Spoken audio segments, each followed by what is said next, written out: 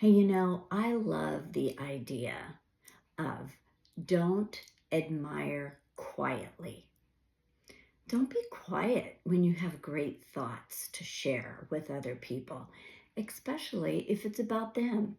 So many times I'll think to myself, oh, I love that lady's haircut. Oh, or I love the way she's treating her toddler who's having a hard time in the grocery store.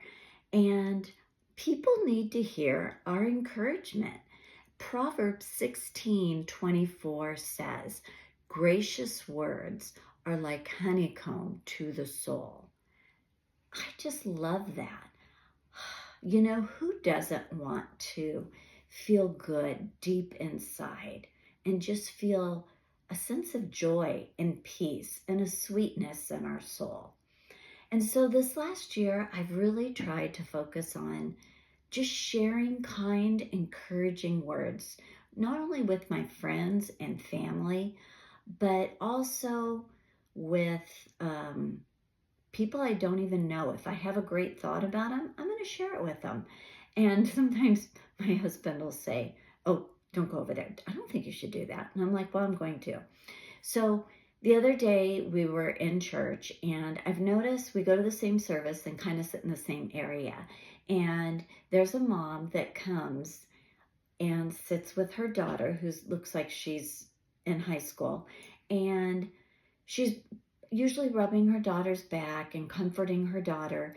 And I could tell that her daughter has some special needs.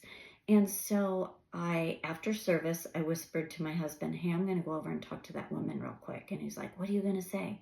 I said, you know what, it's okay.